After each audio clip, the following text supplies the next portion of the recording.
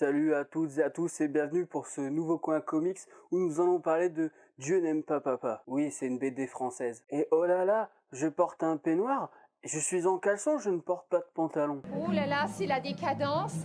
Mais je reste dans le thème. Et puis c'est une référence avec l'auteur de la bande dessinée, donc voilà. Et non, c'est pas l'ermite moderne. Et dis donc, elle est pas un peu longue là, l'intro, parce que je crois que je vais l'arrêter, je vais mettre le générique parce que j'ai vraiment envie d'aller me brancher.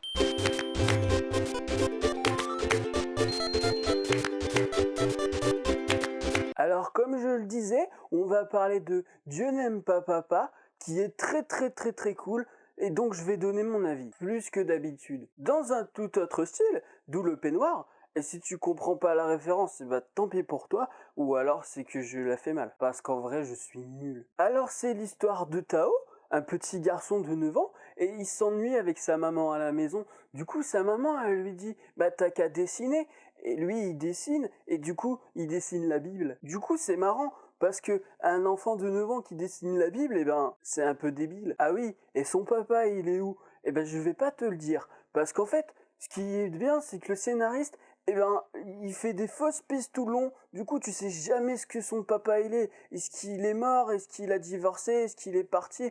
Est-ce qu'il a eu un accident? On le sait jamais. Alors ouais, c'est pas cool de nous mettre sur des fausses pistes, mais c'est super bien pensé. Et d'ailleurs, je parle du scénariste, mais je suis sûr que toi derrière ton écran, tu veux savoir qui c'est le scénariste. Bah c'est David Mourier. Alors si tu sais pas qui c'est le Golden Moustache, le Golden Show, plein de trucs comme la série Space, ou alors c'est live de Koh-Lanta sur sa chaîne YouTube. Et Régis Robert, c'est mon prénom.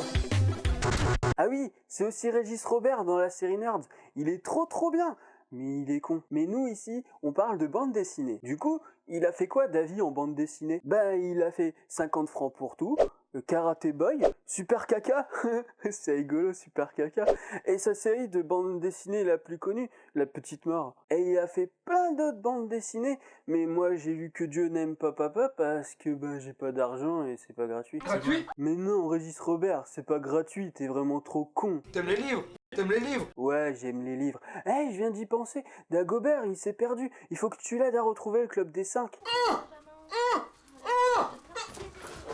Entre Régis Robert et faire cette vidéo, eh ben moi je peux te dire que Dieu il peut vraiment pas me saquer. Alors tu veux savoir si le scénario il est bien? Bah ouais, il est bien. Il est même super bien. Allez, je m'en vais. Quoi? Je dois en dire plus? Oh, bon, d'accord.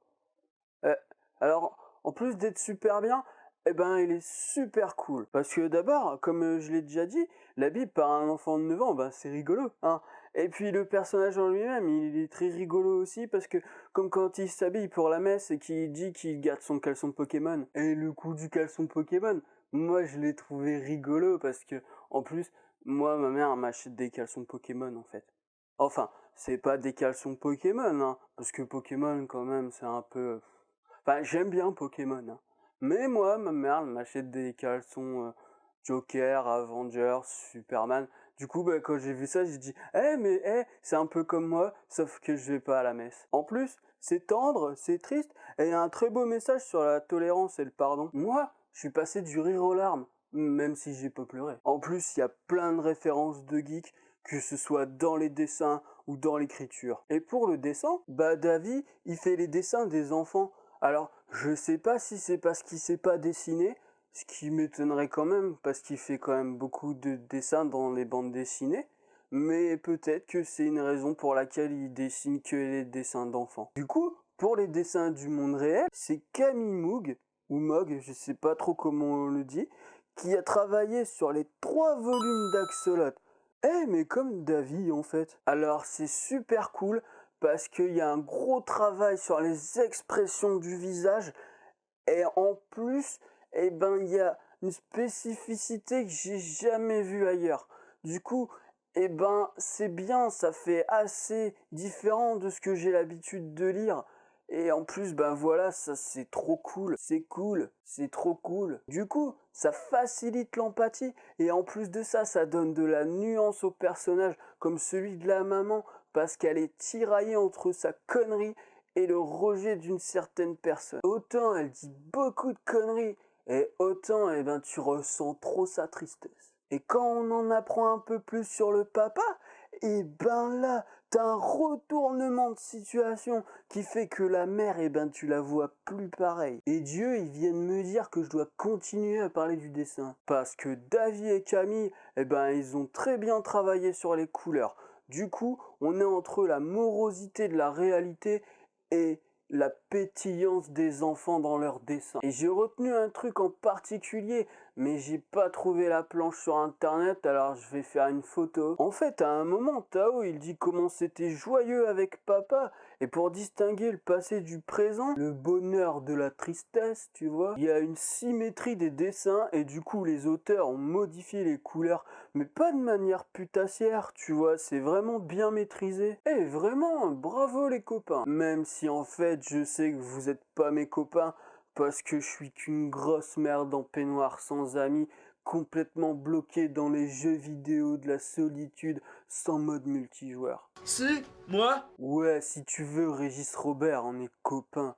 Je crois vraiment que c'est le moment de vous dire que c'est la fin de la vidéo. T'es pas trop triste?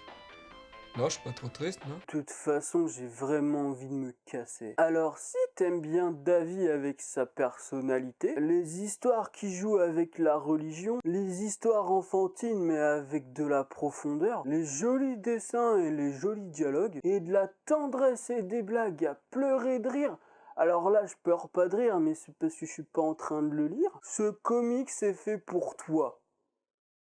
Cette BD est faite pour toi. Aussi, je veux rajouter un truc. Si tu veux en apprendre un peu plus sur la conception de la bande dessinée, eh ben Davy, sur sa chaîne YouTube, il a fait une vidéo où il explique un peu les 7 ans de gestation qu'il y a eu. Ouais, 7 ans, alors que le truc, il est super bien. Alors du coup, il suffit que t'ailles voir, et puis abonne-toi à sa chaîne parce qu'il fait vraiment des bonnes vidéos. Et la mienne aussi, il faut t'abonner. Connard. Petite parenthèse pour Davy, j'espère vraiment que tu regardes ma vidéo parce que j'ai fort travaillé. Non, je déconne. Mais en fait, il y a un petit problème quand Tao il veut partir de la maison. Parce que en prenant en compte que la présentation des candidats, c'est au début de l'émission dont tout le monde veut prendre sa place et que le champion reste champion, eh ben il le dit à la fin. Ça fait que Tao, il a mis au moins 40 minutes pour descendre les escaliers. Les geeks, les fans, les otaks sont pointilleux. Et c'est bien trop court pour quelque chose d'aussi bon. Et c'est marrant parce que si tu mets cette phrase hors contexte, eh ben ça donne l'impression que t'es un éjaculateur précoce. Ah bah ça y est, j'ai envie de me branler maintenant. Du coup, c'est tout pour ce coin comics. J'espère vous avoir aidé dans vos choix de lecture. Salut, vieille branche! Et je vous dis à la prochaine pour une nouvelle vidéo. Salut! J'espère au moins qu'ils vont liker et partager la vidéo.